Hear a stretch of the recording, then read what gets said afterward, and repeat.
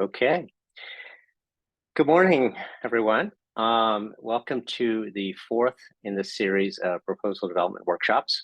Today, we're going to be talking about effective messaging before writing a proposal and sort of the various flavors that might entail. So my name is Quinn Wickham. I am a capture manager with the Research Development Office, and it's a new position that really focuses on working with faculty and proposal teams, primarily before we start working on the actual proposal itself. So it's sort of building up, sort of understanding capacity and sort of pre-work to help us be more competitive. So that actually fits a lot in this because a lot of what I do with the faculty and teams is to do just this, create some messaging options really before the proposal work starts. So joining with me is Mariah, and I will let her introduce herself. Thank you, Quinn. Yes, my name is Mariah Locklear. I am in our Federal Research Engagement Office, which actually lives in Washington, D.C. So I'm coming to you from the DMV area this morning for you, afternoon for me. In my role, as it applies to this context, is helping share best practices of what the agencies like to see, what they're comfortable with, and generally providing an overview of culture. My office does other things, but in today's setting, that is what I am bringing to you today. Okay. All right. And just to give you a sense, we'll do the presentation. If you have questions during it, feel free to speak up. We don't, you don't have to wait till the very end or put something in the chat. I'll kind of try to keep chat on, or at least we both will. And we do have a couple of scheduled speakers. One of them, Bob Nemenich, he wasn't sure if he's going to be able to make it, but I'm hoping he'll kind of be able to chime in before we finish. If not, I have a secret of his to share, so on some of his strategy for this.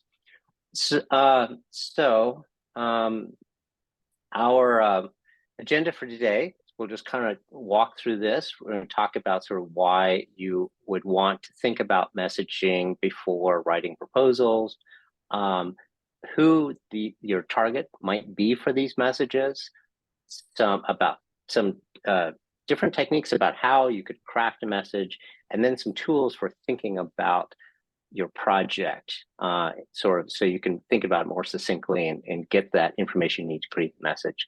And then I'll just talk a little bit about how we might be able to support you going forward in this process. So I will get started here. And Mariah is going to just jump in occasionally to chat, although I'll point a few sections her that she'll kind of talk over as well. So really what I want to start about this question is about why you need to put this together in the first place. And rather than just waiting for really the RFA to kind of drop and then writing the proposal, getting it in, a lot of this is about improving your positioning ahead of time. And there's a couple of ways, a couple of avenues for that. One of them, the first one, is really this idea of socializing your idea. And it's socializing an idea is to, for one thing, to get some feedback on what your idea is, what your project plan is, what your research idea is, without writing the full proposal. So this is sort of just putting something out there and putting some feelers out there. That might include, as I'll talk about in a minute, sort of some of your audience to think about who you might want to tap into. So that feedback could come, as you'll see, from peers or could come from the agency itself. The second thing, just hang on a second. No, okay. I wanted to make sure this wasn't going to jump across. The second thing is building the relationships. And this is actually really important in terms of your projects. So you're going to think about building relationships with peers as potential collaborators, maybe build the relationship with the agency that you're thinking of applying to. It's kind of that networking opportunity. This gives you an opportunity that you have an idea, sort of increase some of your networking in this. And then the last thing is just increase your own visibility and in impact in this. And a lot of that visibility, again, is going to be pitching an idea to an agency or peers, even if you decide not to pursue it, or you decide to pivot it in some way, or do something a little different, it's important to get yourself out there. And this is going to be a lot of that. Anything to add to that, Mariah? I agree with you wholeheartedly. Okay. So kind of go into, as I mentioned, who you're going to be targeting for this. So the first thing is program managers.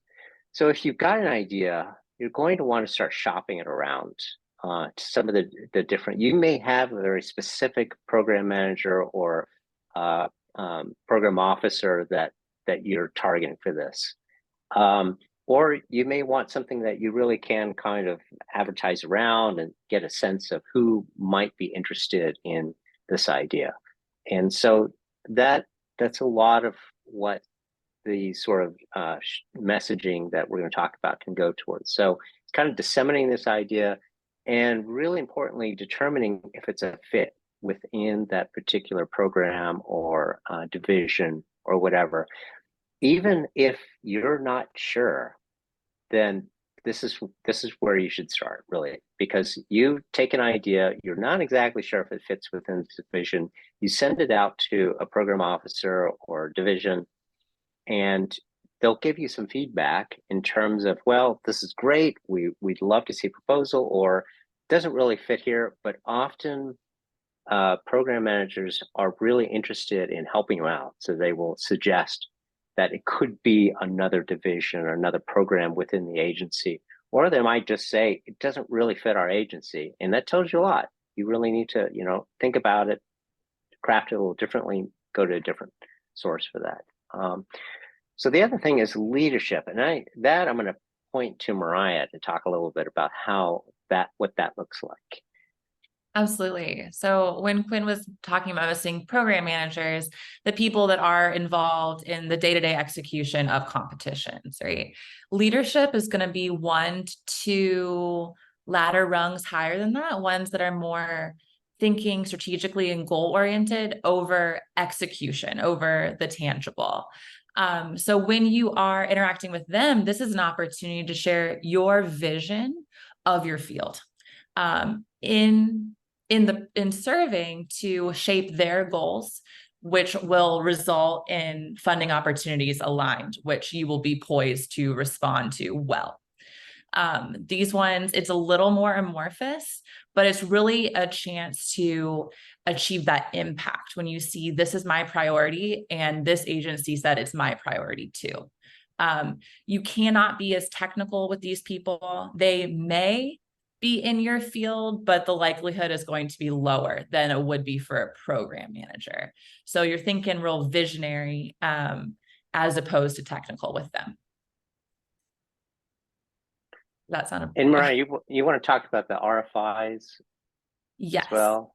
Yeah. So there is a mechanism to, in addition to ad hoc mechanisms, requests for information are publicly released documents that have a list of questions asking for information on a topic.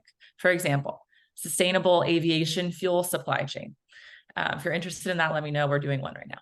But they want feedback on what are barriers to successful coalitions. So this is an opportunity to inform leadership, as well as on advisory committees and some ad hoc meetings. A little harder to get right now, especially as people in Washington, D.C. are in the office as little as possible. So yes, there are many mechanisms to inform leadership, though, of your vision for your field. So if you see anything like a request for information or something like that come out, pay attention to it. This is a good way to actually use some of this messaging to respond to those and get your ideas out there. So the last thing I wanted to talk about was really your technical peers. And one thing there's really a couple of things that I think, well, let's say 3 things that where this could really help. And these are peers that are within your field or near your field. So they may not be specifically the kind of research you do, but they might be within a discipline. Those are actually very powerful peers to think about, the ones that are just slightly outside your field. And one of the main things that this enables you to do is get some feedback from them on your idea. It's always good to have somebody who's slightly askew of your field, because they often have a kind of a more open, different perspective. It's not so in the weeds that that way they can, who you're going to be selling these ideas to are often not in the weeds within your discipline. They're kind of outside of it. You're lucky if they are actually in the same sort of discipline as you. And so your ability to sell an idea to them means a lot in terms of your ability to put together an effective proposal. So that they can provide some feedback. The other thing I mentioned is about soliciting partners. This is a great way to get sort of those collaborators on board, get the ideas to them, get some feedback from them, and eventually maybe pull them into a project to help you out, right? And the last thing, which I didn't mention here, which I really want to bring up also, has to do with reviewers. One of the best ways for you to make your proposal more competitive is to have it reviewed before you submit it to the agency. So pulling together a few people who would be willing to review your proposal and give you some feedback on it is a very powerful tool when you're putting together a proposal. And so getting them on board early is something you want to do. You don't want to sort of just come at them suddenly and say, could you look at my 15, 20 page proposal? Which is, I mean, if you have to do that. But if you can get ahead of time, kind of get their input, get them engaged in this, and then have them review it later. Great way to go with that, right? So we'll move. Oh, go ahead. Yeah. And I would add to that the agencies are moving rapidly toward interdisciplinarity, as I'm sure you've seen in your own work. Mm-hmm. There are even agency websites for teaming partners. So it is very important to have that cohort of potential collaborators ready to go at the drop of a hat. So I just wanted to emphasize that point, Quinn. Thank you. So as we go into the topic about how to message, we're really going to focus on a couple of different sort of tools or techniques for thinking about messaging, and then a couple of tools to sort of think about how you condense your project ideas. All right, so the first two, the executive summary and elevator pitch, are tools that you would actually use to convey that message. Now, executive summary, I haven't really found a word for exactly what I'm thinking in terms of this kind of a summary, but it could be executive summary. Sometimes it's like a short white paper, something, but the important thing about it, and I'll give you some examples of what I'm talking about, is that they are pretty much about a half to a page, ideally, okay, or at least that much, no more than that much text. And I'll show you some examples where it's a little bit more, a little bit less, and you can kind of see what we're talking about. What's important here is that it's not your summary page to proposal, although it could turn into that. All right, this is really meant to live alone. It needs to stand by itself. It's not sort of something that the whole proposal is going to follow. So with that in mind, I'll start with executive summary. We'll go to the elevator pitch, and then we'll go into some of these other tools.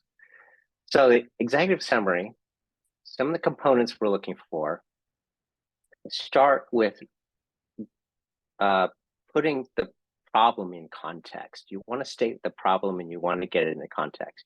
Remember that you could be shipping this out without a whole lot of other information. So if somebody were just to pick this up and start reading it, they need to kind of know the context you're putting this in. It could be an RFA that's coming out. It could just be an idea. It could be sort of an advancement field, something.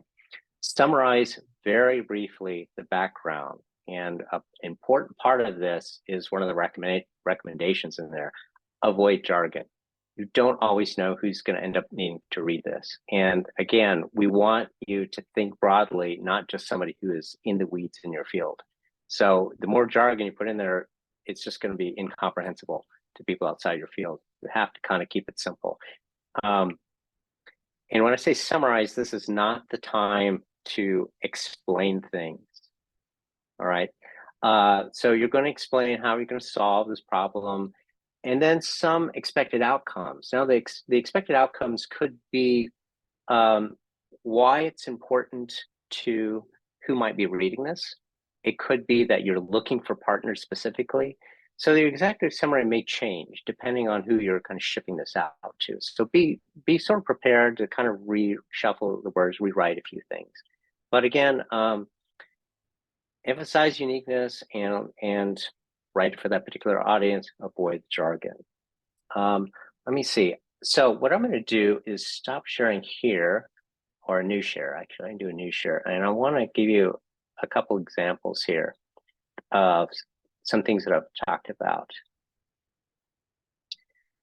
Okay, so this was a short summary that was done quite a few years ago in our office that really just had to do with, well, just this. It was sort of motorcycle safety. So it's kind of an interesting, odd idea of a team that wanted to get together and address some of this issue. I'm not going to go into the wording here because it kind of follows that, the problem, a little bit of background, how they might solve some of these things. What I do want to show you here was, first of all, notice that the amount of text in here is about 2/3 of a page. So that's pretty good. It has a nice graphic to draw your attention into this. That's one thing I like about this. So if you're going to put together something like this, coming up with some sort of graphic. And the other thing about the graphics is it's not technical.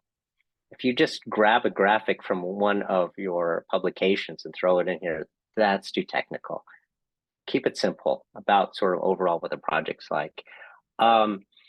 It breaks up the text a little bit with a little box here that talks about some of the leadership in there. Okay, so that's one example. I'm going to show you now an example that if you knew about the DOE Manufacturing Institute that ASU was just awarded, rather large award. This was actually a 2-page summary that was put together before the proposal went in for that one. And again, just showing you some of the things there, it is probably a little bit more text because it's on the 2-page side, but the breakout boxes are very nice and popular. It breaks out some of these sections and uses some color again, I mean, to really draw your attention to this. And a lot of this, the reason for this one in particular was to bring in industry partners. So it really ends with this idea of what they're looking for in terms of the partners, and a little box here that talks about sort of membership for industry. So it's targeting industry, gives them enough information to really get interested in this. And the last one is a very brochure sort of like one that was actually targeted to foundation. And this is, let me reduce that a little bit so you can see the full page here. This was put together with, it was just executed really well in terms of the graphics. And one thing is, this is actually 4 pages, but the amount of text that went into here is about a page. But they really push this to the graphics because outside of sort of academia, when they're targeting the sort of the foundation level, they really wanted a big splash on this thing. So they put these things in here, really nice graphics, research, a lot of call out boxes in here. And in this case, there was like a little project timeline. Okay, well, yeah, maybe about a page of text actually is what we ended up with. And then pulled sort of a team together on this one. So I'm not going to necessarily share these. I'm not going to send you these. I just want you to see them. So you can kind of see a lot of what I'm talking about in terms of the summary. Let me go back to the slide deck then. Okay, so with that, again, background statement. Now, what I want to do is show you how you might take something like an executive summary or something that is a larger thing. It could be an abstract or something, and break it down into something even smaller, and that is your pitch. And so usually before you start the pitch, start with something more detailed. So it could be like this. In this case, it's like an executive summary or an abstract. So in this, we have an abstract. We've got the background problem statement in here. We talked about some of the completed work in this and the impact of this. This is kind of good standard fare for what you would want in an abstract. All right. So now what we'll do is we're going to shrink that even more into an elevator pitch. And the thing about the elevator pitch is that this is really something that you're using it as a sort of a spoken thing, and you don't have much time. And so some of the basic components we just showed: introduce the topic, state a problem, a plan, and impact. And you're going to get that all into something that is about 30 to 60 seconds. So it's short. The one I'm going to show you, well, I'll show you in a minute. So this is absolutely, there's no jargon. You do not want to throw something out there unless you happen to be, if you know exactly who you're talking to and that you know they'll know something that you said, you can throw in some jargon, okay? So no more than about a half a page. Practice this. You have to sit in front of a mirror, go to a colleague, practice your pitch. Because again, you're not going to have a lot of time in this case that you want to sort of throw this out there. It really should be tailored to who you're going to be talking to. And you be excited about this because your tone is going to matter a lot. So given that last abstract, this is what a pitch, it was reduced down to this as a pitch. And one of the things that the author had mentioned about this is it took him about 3 hours to get the abstract to the pitch. It's a lot of work to get a good pitch, but it still keeps those things: introduction of the problem statement, completed work, impact. And what you can do is you can follow it up with an invitation, because here's the thing about a pitch. A pitch is about getting them to want more information, getting them to want to talk to you, getting on their calendar, getting a phone call, doesn't matter. The whole point is that it's like, it is a sales pitch. The whole idea is that you want to be able to get back with them or want them to be able to get back with you. So you should end that with something like, can I call you about this? I have some questions. I think you could really contribute to this idea. Can I talk to you about this? I think that this could be funded. Can we sort of talk more about this? So that's kind of the idea with elevator pitch. So with that, I'm going to turn this over to Mariah and talk about a couple of tools and something. Well, Mariah, I'm going to let you start on this, because really this is the quad chart tool is kind of an interesting tool that is often requested by a number of agencies. And I think it's a good way to think about sort of condensing your message. Absolutely. So a executive summary, a one-pager, a slick sheet, any of these type of terminology for what Quinn was just talking about is a tool, very, very common one. Elevator pitch, very, very common. Quad chart is more inspiration of how you might share your message. Yes, certain agencies will explicitly ask for these, DoD, NASA, more. The two examples I'm going to show you are from the Navy, but they are to serve as inspiration and not necessarily copy these verbatim. So I'm going to show you two examples and then about a template. So this you can see without having to read too deeply. It was intentionally made small so you wouldn't have to read the words. But when you look at this, it is visually appealing, right? It's broken up. there is bolding, there's underlining, there's a figure. It's very easy to look at. You can find the information you need from it if you know what you're looking for. There are clear objectives and goals. In that upper left-hand box, it says objective, right? You can highlight the most important information they can find, and it has contact information. I'll show you a weaker example, which is on the next slide. So here you can see the difference of it. The text is so much smaller. The figure, it's not really adding value for me. It's a picture of a chair, right? And the purpose, I'm not totally understanding the purpose.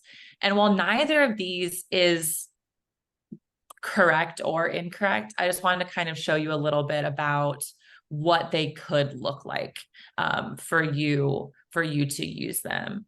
And on the next slide, so here's a blank one. The boxes, each individual box does not have a mandatory requirement of what goes in them. You can use them. Generally you want the most important thing to be in the upper left-hand box, right? That's just how we read. But you can use this to convey your message and tailor it to what you want to say. And you definitely want to think of these as leave behinds. You're rarely going to get up on a stage, show a quad chart to a group of 100 people. They're more designed to be given in person or via email. The recipient can look at it and really study it, and then develop questions from it. And that's one thing I would like to add is you can measure success by how many questions you get, I would say. That shows how you were able to captivate them and engage them in the conversation. So that's what I would say about quad charts, and then in how you're messaging broadly. The next part, we've given you all of these tools, but they're kind of intimidating, right? So not learning, but practicing how to start drafting those on the next slide. So these are two tools. You don't have to use either of them. You can use your own, but two that we recommend. The first is the Heilmeyer Catechism, which on the next slide is a series of questions, theoretically. Okay. So these were developed by the DARPA director, George Heilmeyer. And I don't know how familiar you are with DARPA, but when you come in as a program manager, you have a 3-year time clock. You have to get in, you have to execute, and you have to get out. So it was really important to him that his program managers could come up with a compelling pitch immediately and one that was executable. So these lists of questions, the first being, what is the reason why you're here, right? What are you trying to do? What's your mission? What's your goal? And it needs to be in plain speak. If you can't explain it to someone who's not a subject matter, then you don't understand it well enough to be able to, you know what I mean? You have to be able to convey that to a non-expert. You want to kind of show how your idea is unique. How is it done today? And then what's new, right? Those are tied together. So when you're drafting your elevator pitch or your executive summary or your quad chart, thinking about, okay, what's my objective?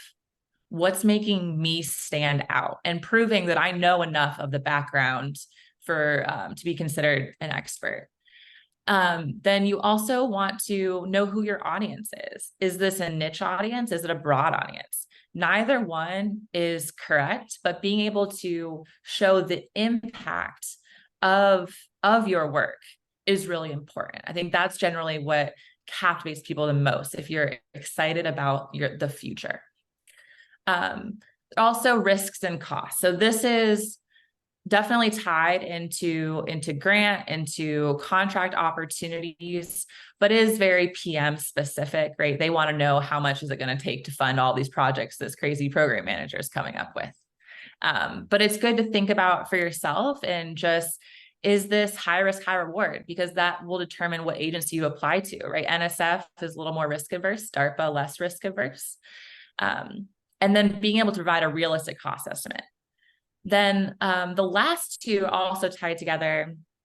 How long is this going to take? And what are your midterm check-ins? Again, this is also very heavy DARPA PM style because, again, they have that 3-year clock. But it also is, I think it's good because if you can demonstrate, I've met every of my markers, that's really compelling and really powerful to be able to share with a program manager, with leadership, or with your peers. And then for logic models, I think Quinn is going to take over. So if you stick around in the STEM and the sciences a lot, you'll probably hear more about Weimar catechism. It's a very sort of popular way of addressing some problem. If Or if you've you're ever been in in DC, the social, right, you'll you've see it been in everywhere. more of the right. So more in sort of especially the social sciences, you see a lot of this idea of logic model. So it's another way of sort of thinking through an idea and being able to kind of put it together. And so in that case, these are kind of more of like project oriented, where it starts sort of with, I mean, all of them kind of follow the same format of sort of what are your inputs, what are the activities, projects, and sort of the outputs that you're having in there.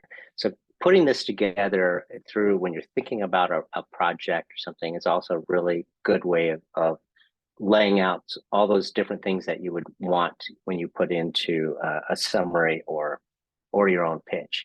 So this is kind of just a basic model for one. I'll show you another one that's a little bit more complex, but you can see context analysis.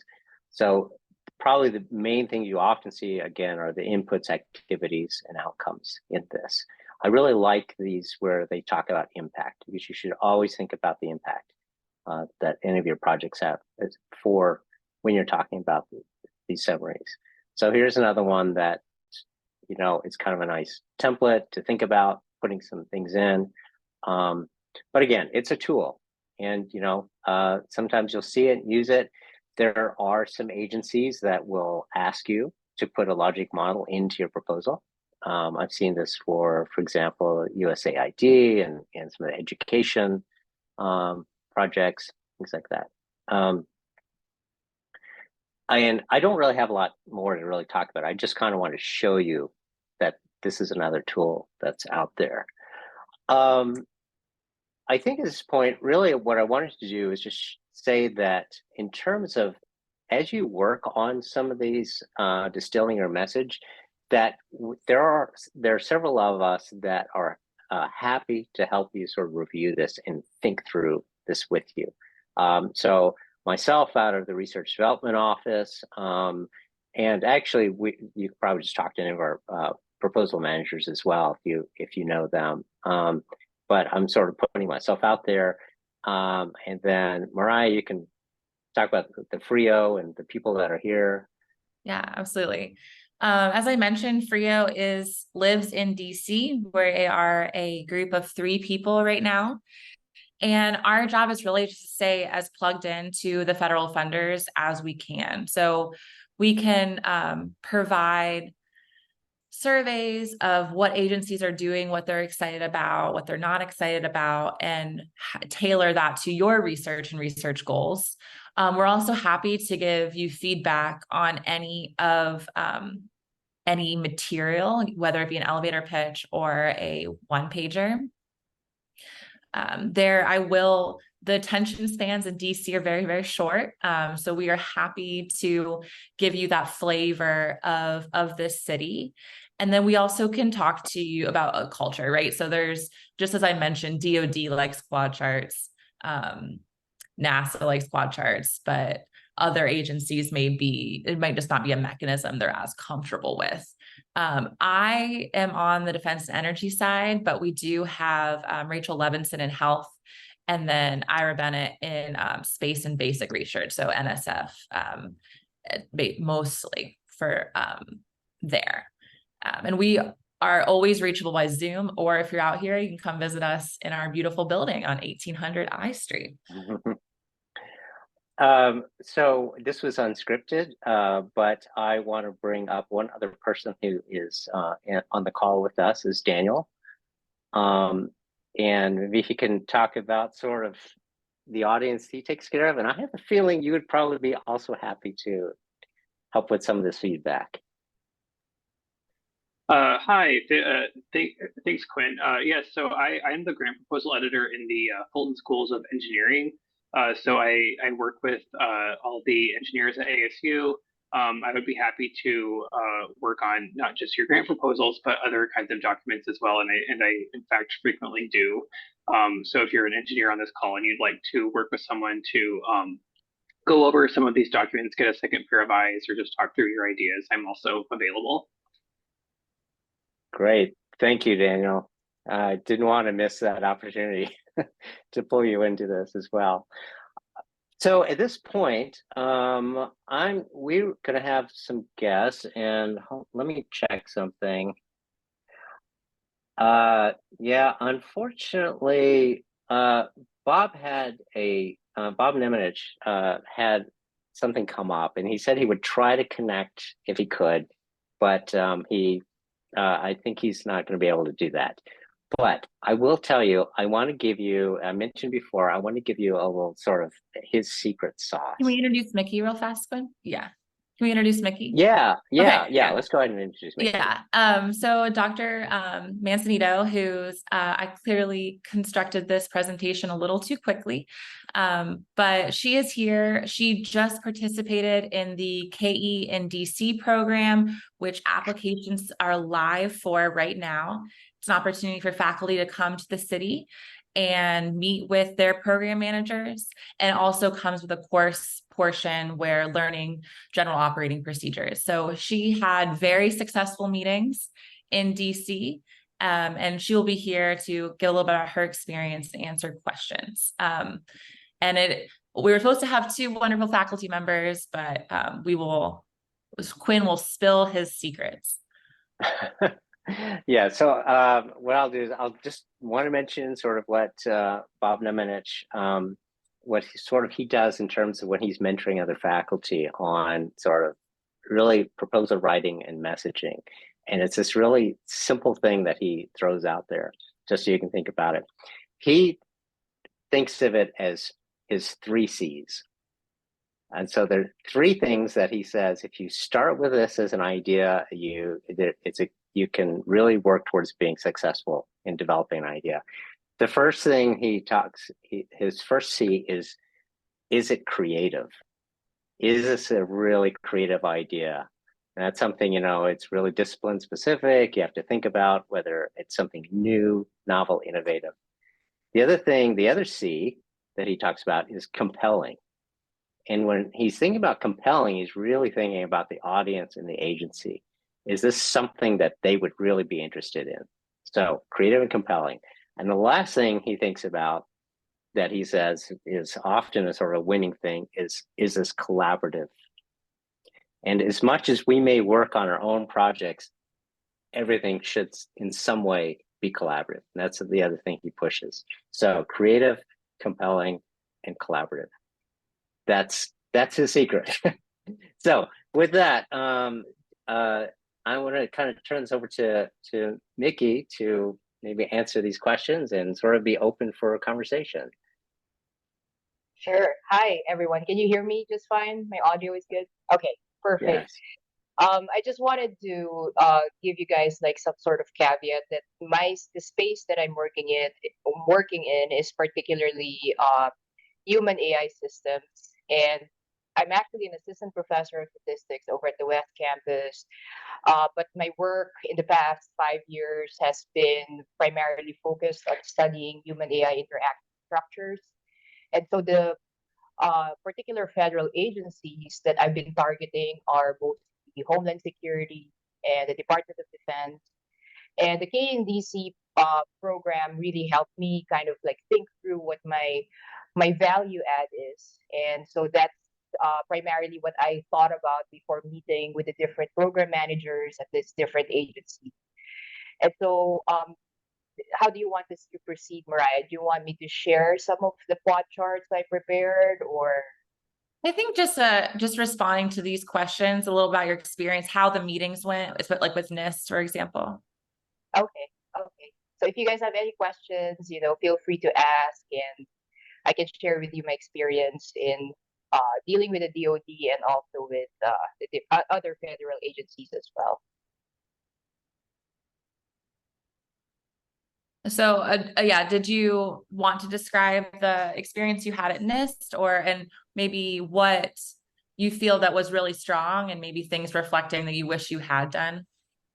Yes. So prior to meeting with different federal agencies in April, I made sure to send them some sort of descriptor of the projects that I'm thinking about and how it aligns with their program or the problems that they're interested in. So in particular, NIST was interested in standards.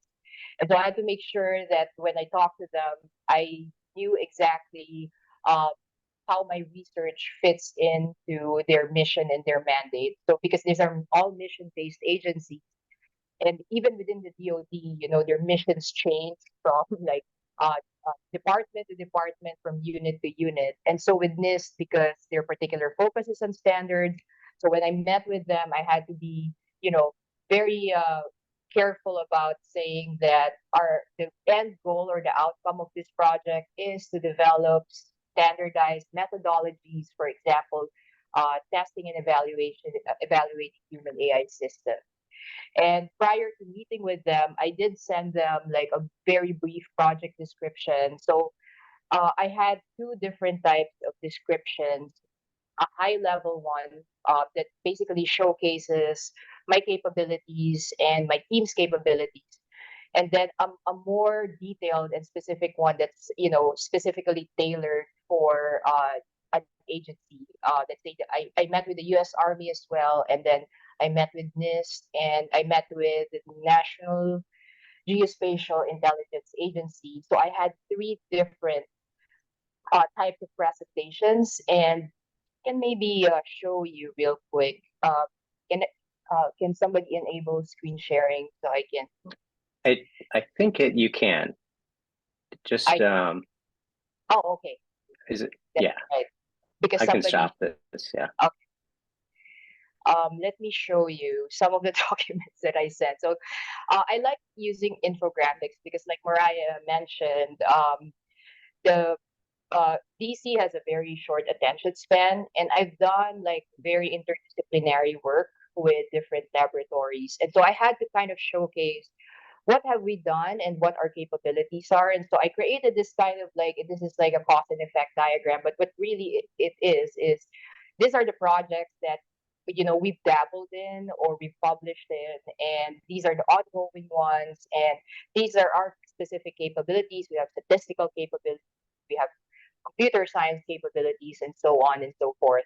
So I sent this to all my stakeholders just so they understand where I fit into this whole space, just because it's a very interdisciplinary uh, my teams are very interdisciplinary. And so I needed to show them that the reason I'm talking to them is because I have more of the bird's eye view of things. I'm the systems engineer and the statistician in this research project.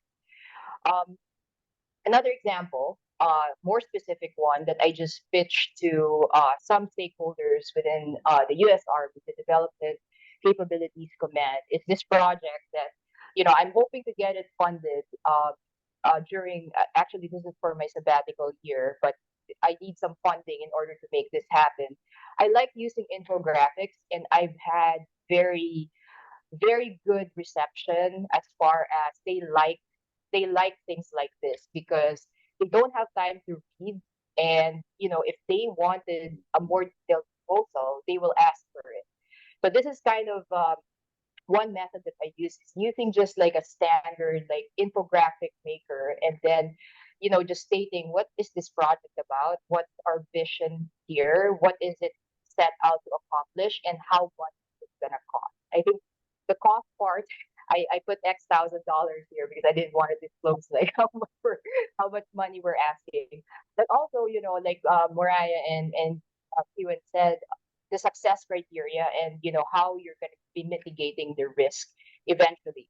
So if they have a snapshot of like this project overall, they can look at this in like a minute, and then they can say, okay, this is what she wants to accomplish. Then they're more likely to say, okay, let's discuss about you actually developing like a full proposal or even a white paper for this, and then we'll kind of pitch it. And this is a great like document that, hey, can you please send me that infographic instead of, hey, let's send to me the whole proposal. Nobody, I mean, in reality, the leadership teams don't have time to read through it. So they're just going to want the, the snippets, the main outcome and the main points or highlights of the project that you're proposing.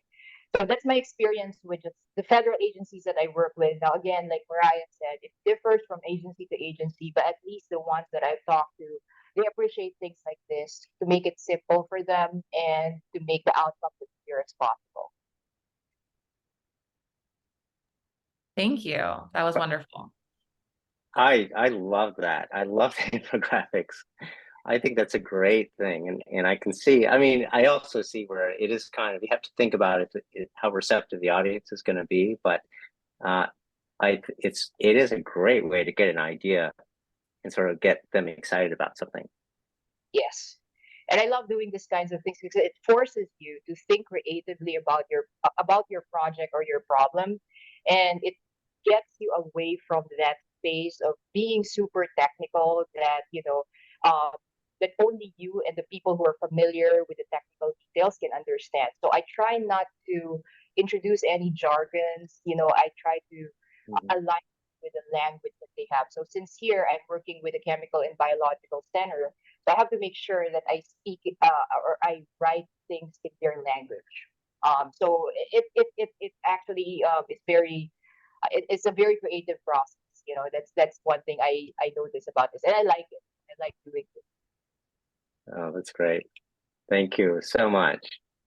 So were you preparing these in anticipation of getting a specific funding opportunity, or were you asking these agencies to create a funding opportunity based on your infographics? It's actually both because the way that I understood. So this over the summer, I had a fellowship with the CDC over at Aberdeen Proving Ground, and so I in this scenario, I managed to interact with my stakeholders, and I managed to learn the ins and outs of POD in the sense that every single unit has their own pot of money that's accessible by if you have a specific stakeholder to work with. And so in this case, when I prepared this infographic, I was actually pitching this to a director and saying, "Hey, I know that you have this pot of money that you need to spend at the end of the year. They call it flex. I forgot what the specific term is. And so this is kind of like that pitch. But for the other agencies, I would prepare a quad chart. But I can also transform that easily into an infographic as well if there is an RFP or a BAA. But I do both. I try to do both and tailor it. Okay, what's my audience like, right? Is it leadership or is it program? If it's program managers, they do want more details. They do want more technical details if possible, or technical project objectives or outcomes. So this one is specifically directed for the leadership, but I could easily translate this into something more technical if there is a BAA that comes out or an RFP that comes out. Okay, thank you. You're welcome.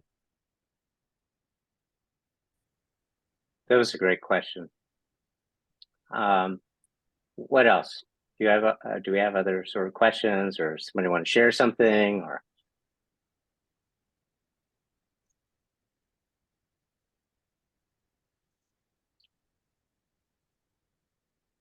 No. Okay.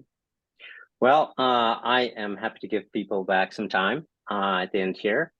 We will be sending out to all of those who register for this the PowerPoint to this, and some of our contact information as well. So if you just showed up, then go into the registration or at least email me or something so I can kind of include you.